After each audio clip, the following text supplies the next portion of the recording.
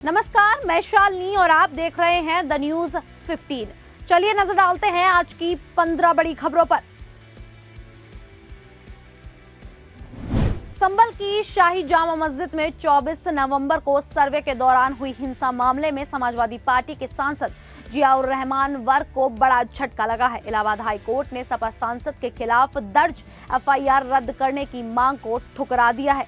Court ने कहा है कि इस मामले में एफआईआर रद्द नहीं होगी और पुलिस की जांच जारी रहेगी। हालांकि कोर्ट ने पुलिस को फिलहाल सांसद वर्ग को गिरफ्तार करने से मना कर दिया है। मुंबई के सानपाड़ा इलाके में गोलीबारी की घटना सामने आई है। यह गोलीबारी नवी मुंबई के सानपाड़ा के डी-मार्ट परिसर में हुई। अज्ञात आरोपी ने 5 से 6 राउंड फायरिंग की। गोलीबारी में एक व्यक्ति के घायल होने की भी खबर है। पुलिस मौके पर पहुंच गई है और आगे की जांच जारी है। नए साल की शुरुआत में ही नवी मुंबई में अपराध की बड़ी घटना सामने आई है। आज सुबह डी-मार्ट परिसर में एक अज्ञात व्यक्ति ने फायरिंग की है और व्यक्ति फायरिंग कर भाग गया है। 70वीं वीपीएससी पीटी रद्द करके फिर से परीक्षा आयोजित करने की मांग को लेकर अभ्यर्थियों का प्रदर्शन चल रहा है। पूर्णिया के सांसद पप्पू यादव के समर्थक वीपीएससी के खिलाफ छात्रों के विरोध प्रदर्शन के समर्थन में सचिवालय हॉल्ट रेलवे स्टेशन पर रेलवे ट्रैक पर बैठे।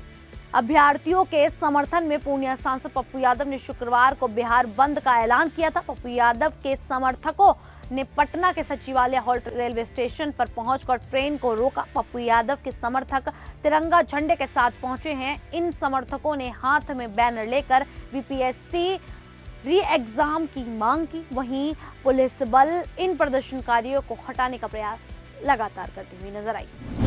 केरल के कोची से एलपीजी गैस लेकर गांधीपुरम की ओर लौट रहा एक एलपीजी टैंकर कोयम्बटूर में हादसे का शिकार हो गया। शुक्रवार सुबह यह टैंकर पलट गया, जिससे गैस का रिसाव होने लगा। सुरक्षा के लिहाज से इलाके के सभी स्कूलों को बंद कर दिया गया है। भारत कंपनी के इस टैंकर का हादसा कोयम्बटूर के उपलीपलायम फ्लाईओवर के पास हुआ। गैस के रिसाव के कारण टैंकर में सवार लोगों ने तुरंत दमकल विभाग को सूचना दी। दमकल कर्मी मौके पर पहुंचे और पानी का छिड़काव करके गैस के रिसाव पर काबू पाने की कोशिश में जुट गए।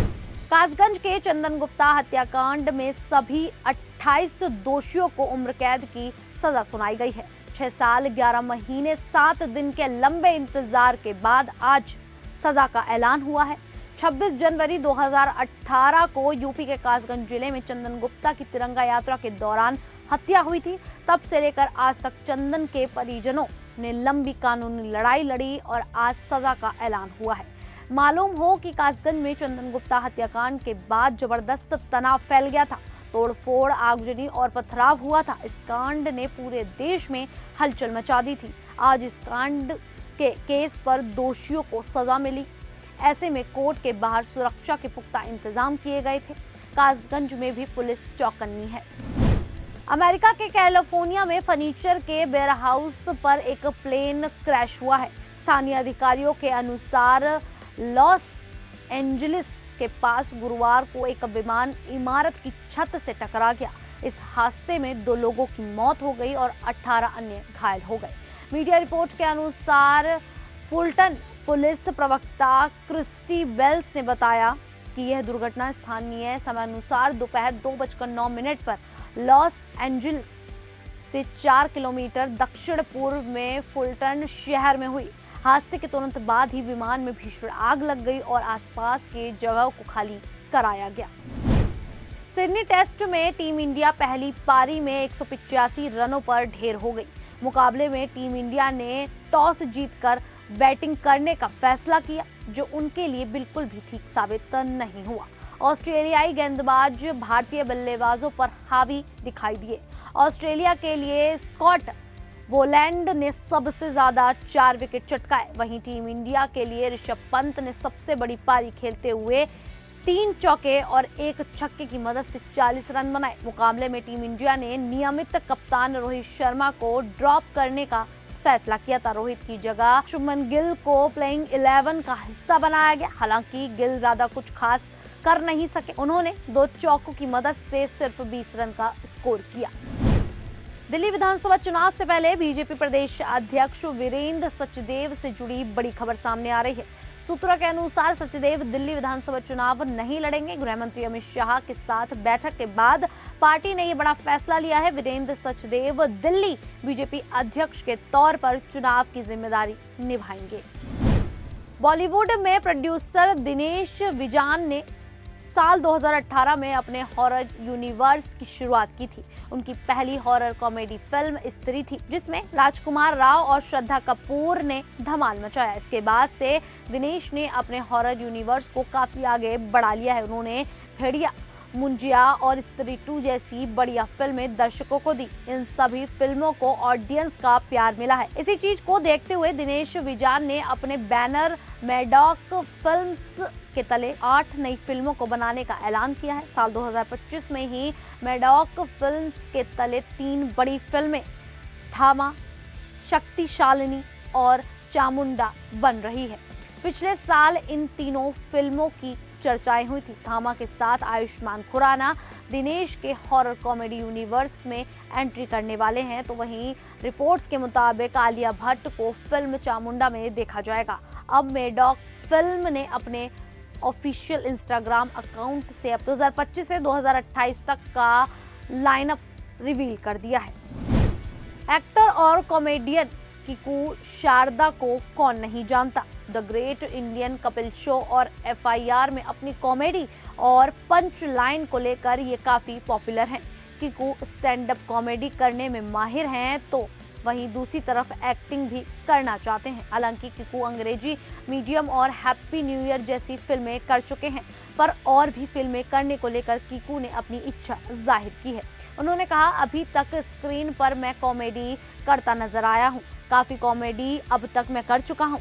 मैं अपने जॉब की हर बात को बहुत पसंद करता हूँ, लेकिन मैं एक सुपर हीरो टाइप का भी अब रोल अदा करना चाहता हूँ। मैं कॉमेडी से परे भी कुछ काम करना चाहता हूँ, जिससे लोगों के बीच मेरी छवि बदल सके।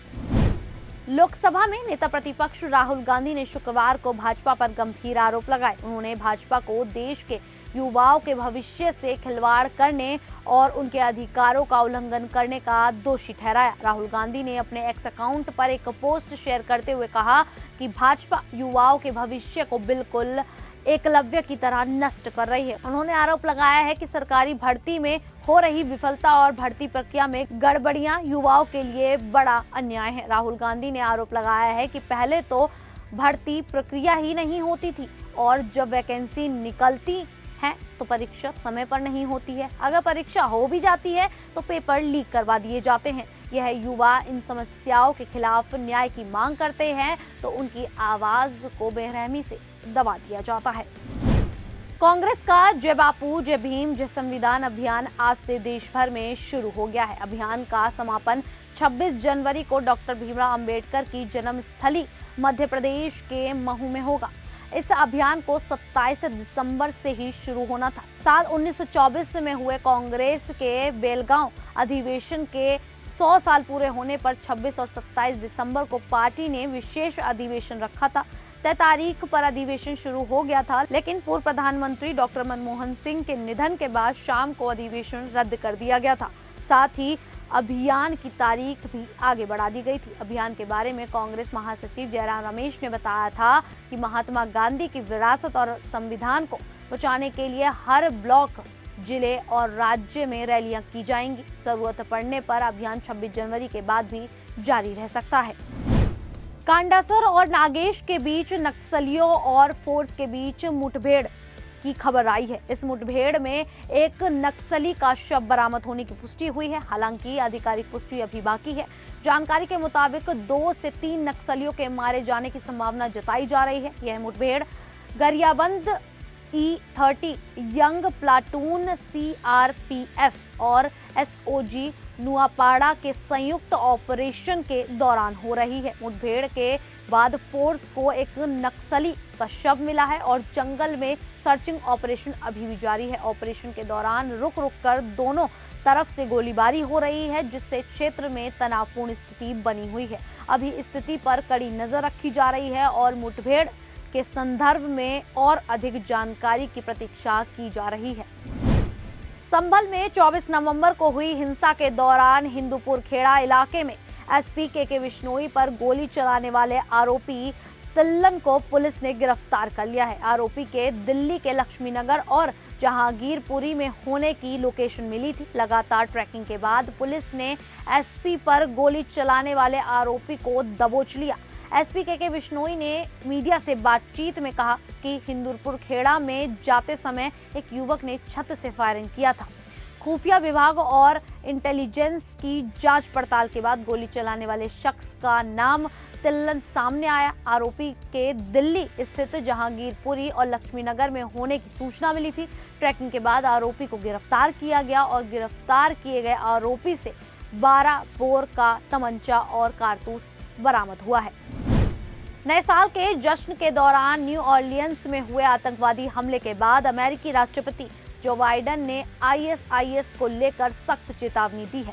उन्होंने कहा है कि अमेरिका आईएसआईएस और अन्य आतंकवादी संगठनों को समाप्त करने के लिए अपने प्रयास जारी रखेगा। राष्ट्रपति ने कहा है कि आईएसआईएस का कोई भी ठिकाना नहीं बचेगा। साथ ही बाइडेन ने बताया कि हमले में मरने वालों की संख्या 15 हो गई है, जिसमें हमलावर शमशुद्दीन जब्बार भी शामिल है। इस हमले में 35 लोग घायल हुए हैं। राष्ट्रपति ने कहा है कि हम आईएसआईएस और अन्य आतंकवादी संगठनों का पीछा करेंगे और उन्हें अमेरिका में कोई भी सुरक्षित स्थान नहीं मिलेगा। फिलहाल के लिए इतना ही। कल फिर हाजिर होंगे ऐसी ही 15 बड़ी खबरों के साथ। तब तक के लिए देखते रहिए द न्यूज़ 15।